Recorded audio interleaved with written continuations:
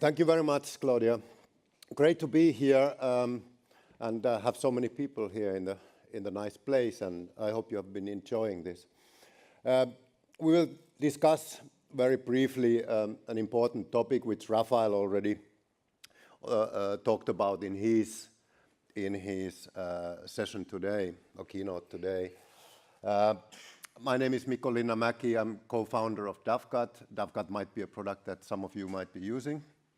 And if we look at the OX business structure, this is the same slide that Raphael showed, that we have the OX app suite on the top. And then we have us infrastructure players, DAFCAT and PowerDNS. Bert, my colleague, will tell you about the DNS world after me. So there's a strategy behind this. If we want to make email communication secure, we need all these parts. And that's why we were so happy to join the best UI company and best innovators in email, OX, and also get our brothers from Netherlands with us. We at OX, we like innovation. You have seen how the products are evolving. And this is a typical Silicon Valley thinking what the VCs have on their walls when they search new areas, and they're always looking at 10x. You know, the investment has to at least bring 10x, 10 times more money back when they execute it. And they are looking at different parts: financial services, retail, manufacturing. Nice thing, a question here: is there any possible future where manufacturing will be done by humans? No, let's build the robots then. So we see that they are thinking very far. They are thinking about Hyperloop, rockets, and all that. We do that too, but we think always in our own context. We think, how can we improve the communications world? We don't build rockets or cars or something like that. We do only the thing that which we know very well. And if we look what's happening in the world, we can see that the mankind is incredibly clever. What we have achieved is really great. For example, we found water on Mars. You saw those fantastic videos. There might be a chance that we even build a colony on Mars. Elon Musk said that we need to send at least 1 million people to Mars for the mankind to survive after the Earth is gone. So we are incredibly clever. We also have a lot of achievements in medicine. HIV is not necessarily now the death sentence for the next 2 years, or some cancers can be cured. Mankind is incredibly clever. We are building robots. These guys made a robot out of Lego, and it is solving Rubik's Cube in 3 seconds. There are actually guys that do this. They look at the cube and then they put a blindfold to their eyes, and then they remember that and make that in 20 seconds. But robots are great, and robots will be helping us a lot in the future. So if we think about all these achievements, mankind is really incredibly clever. But my question to you is, what's going on? If we are really this clever, why do we leave our trade secrets open to everyone by using unprotected email? I think it's easier to make communication secure than build colonies on Mars. And I think this affects more people than the first guys that might go there in 20 years. But nobody has done anything. So it's an astounding. We have not done anything either yet. So what the hell? I mean, it's ridiculous. You know, we are not that clever at all if you think about it closely. Hillary Clinton was running her own mail server. It's still yet to be confirmed that it was a Dovecot. We tried to find out, but we know that it was Platter Networks from Denver, and it was a mom and pop shop, and it was running in a closet. So it probably was Dovecot. So the harsh truth is that both ISP industry and telco industry are voluntarily allowing surveillance agencies to read the mails of all their customers. So if you are an ISP and you have 5,000 customers, you are doing a great job because you allow, without any resistance, the emails to be read on the transit. So what would you do if these 5,000 customers' emails would one day land to WikiLeaks with a nice search engine, which works quite well, like the Sony? It's not good. The situation is not good. Contracts, corporate presentations, lawyer and doctor communications of your customers, free to be searched on the internet.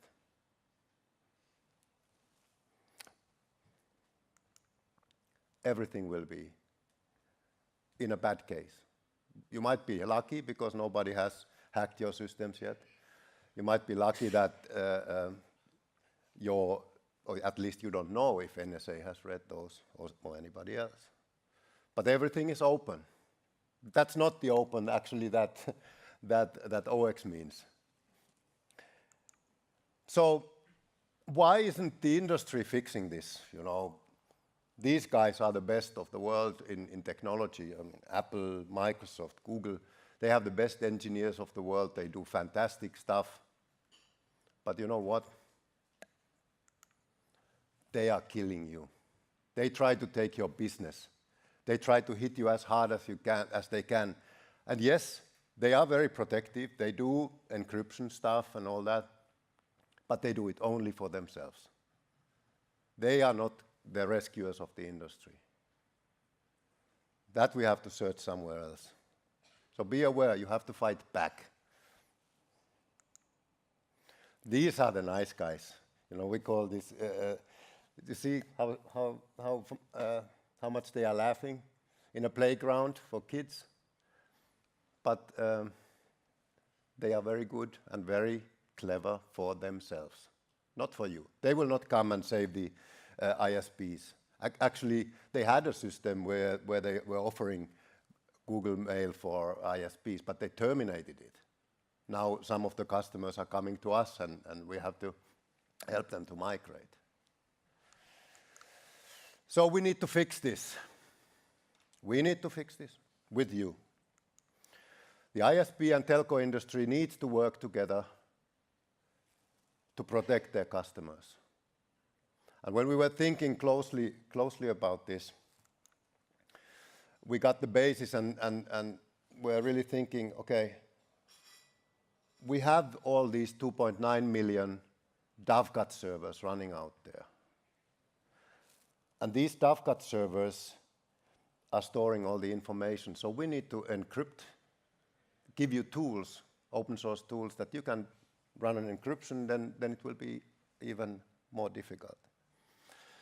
And what happens if we would connect, make a lobby, make a club, and say, hey, let's make all together, let's make this secure. All the 2.9 million servers, with of course the SMTP parts, will be connected to each other. And they would recognize that when you send an email to another ISP, maybe from Cologne to Amsterdam, that when you're typing the recipient's address, it will show you that, hey, that guy is running on a trusted network, so I can send him this document. But if you send it to Gmail, it will say, red, hey, be careful, don't send that document.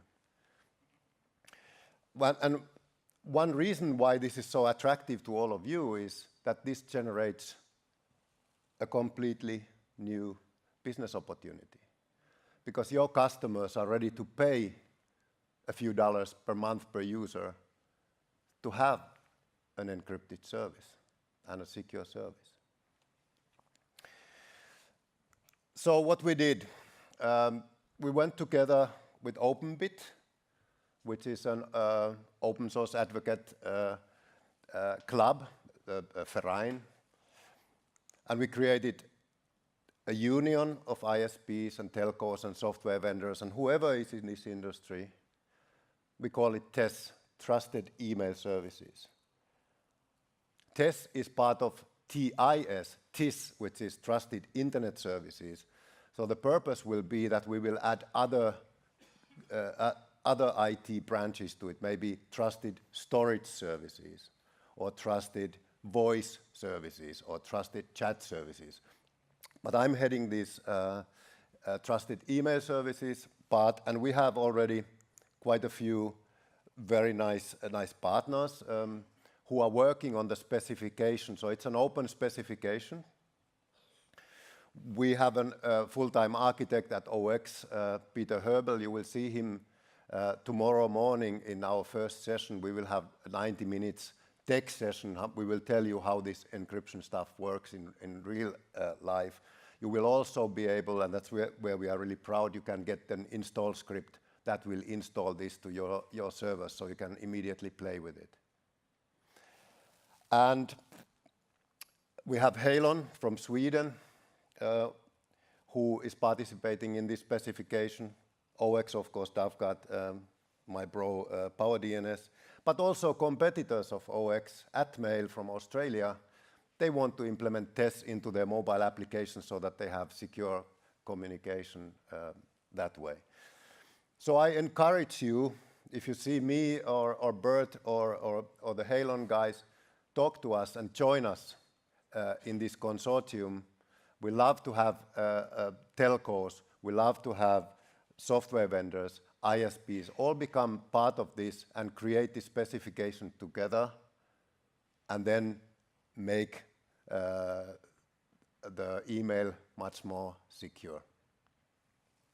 So that's basically my really quick story. I got caught up a little bit with the time. Here's my telephone number and my email, so if you want, you can get that. And thank you very much.